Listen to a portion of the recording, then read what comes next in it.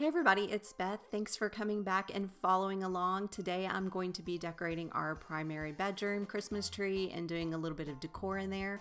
I am sticking with the Ralph Lauren vibe that's so popular, and I found this adorable ribbon at Walmart. It's the My Texas House ribbon, and I loved it because it has like the navy blue and red versus more of the traditional red and green.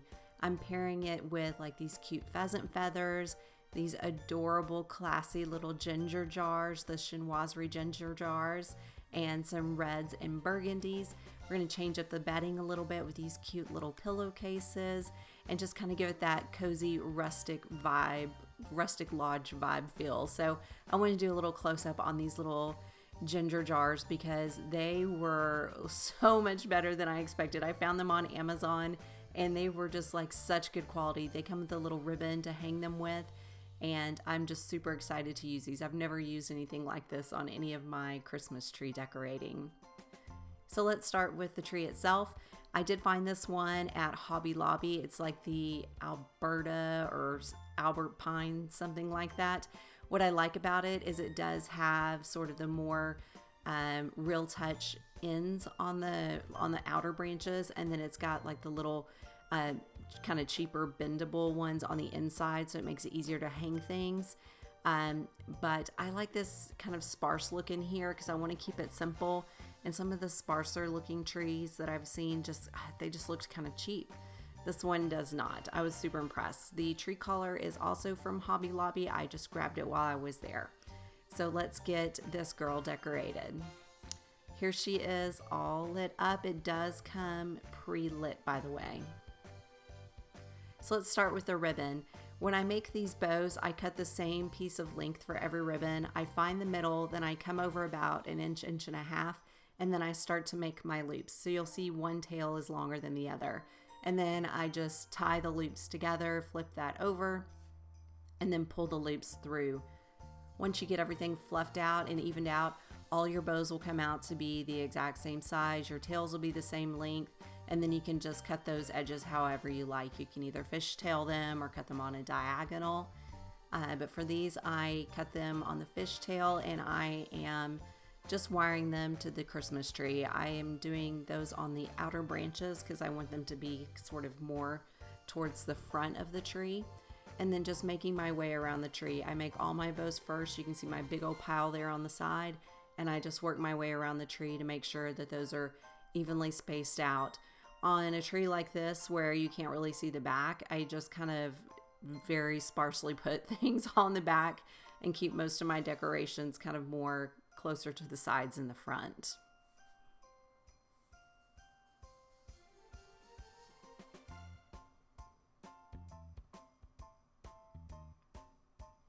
Now I am adding in just some red and burgundy Christmas ornaments. I have a huge bin of these from last year from our main Christmas tree. And they're honestly just a mix from different places like Hobby Lobby, At Home, Michael's, Amazon. And they're just kind of a mix of some are sparkly, some are more like matted. There are some that have like little velvet patterns on them, and then there's some flocked ones as well. So what I'm doing is I'm just hanging those a little bit deeper inside the tree to give a little bit more dimension and depth to the tree itself.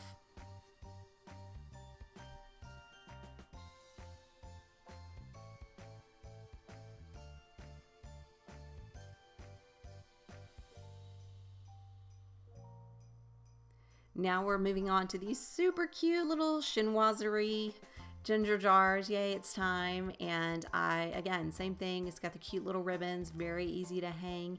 And I'm hanging those kind of mid through the tree, like not too deep, not too far out. So they've got a little room to dangle and shine.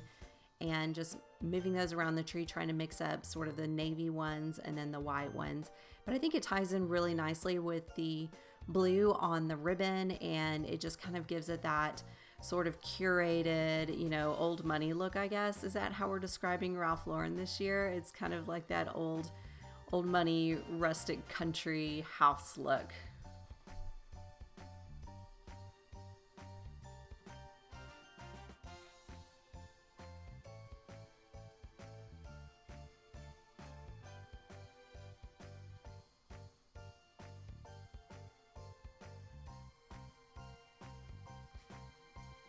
And now I'm going to add in these red berry picks from Hobby Lobby. I've had these forever, and I bought some more. They're all over every tree and every garland in the house. They're just that kind of iced berry pick look. They are a little more difficult to stick in the tree like this. You've really got to make sure you reach back and get some of those, kind of rougher, cheaper branches so it'll hold, because the outer ones are so soft.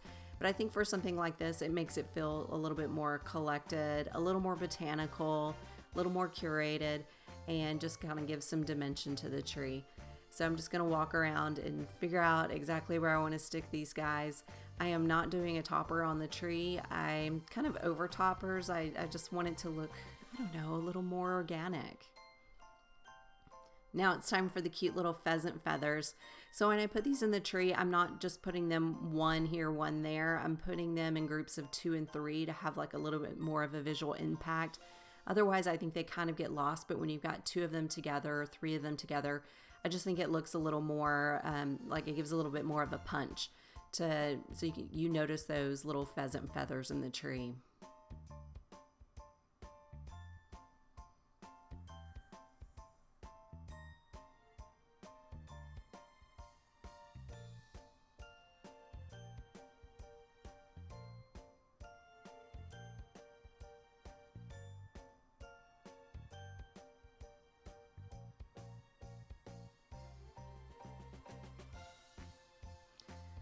All right, here we are, a different day. I actually ran up to Hobby Lobby again and found these cute little navy blue finial ornaments.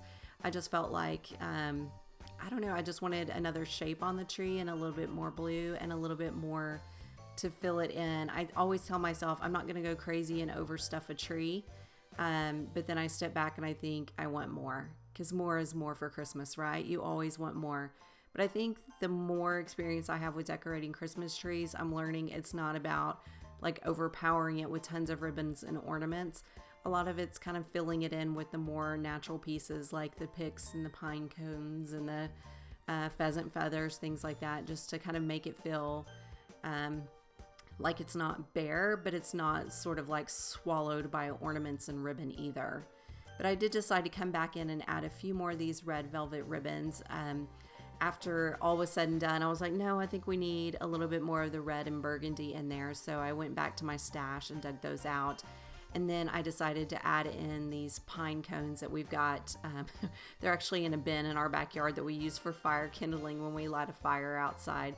So I just grabbed some nice looking ones and brought them in and just nestled them in the branches. And then I decided to add in these red velvet ribbons that I had from our tree last year. They were already tied. I literally just plopped them on the ends of the branches. I didn't even wire them in. We don't have any young kids, so there's no worries of like kids pulling them off the tree at our house or anything. But I was just feeling like, okay, we need a little more red. We need a little bit more red. So I dug those out of the bin and just popped that on there. But here is the finished tree. I did add in some kind of frosted branches that I already had. And then these little fern looking leaves stems are from our bathroom. They usually sit in a vase on our bathroom vanity. But when I was pulling them out, I was like, you know what, let me go stick this in the tree in the bedroom. I think that'll add a little bit more dimension.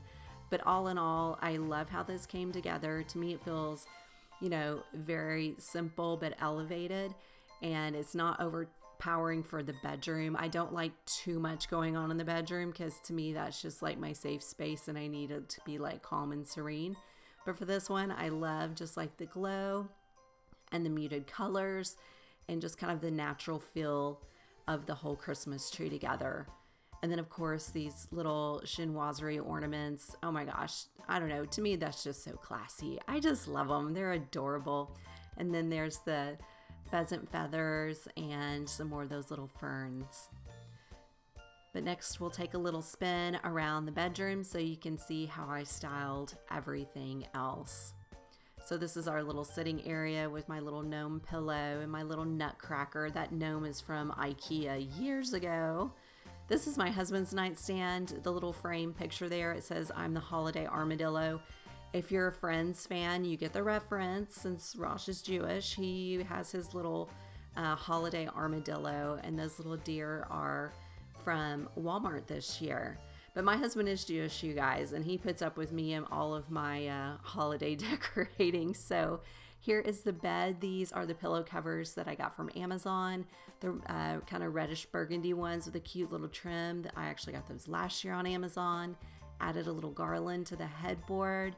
And then on my nightstand, I've got this cute little marble tray with two little gold trees from Hobby Lobby and a little bit of a Norfolk greenery moment happening there.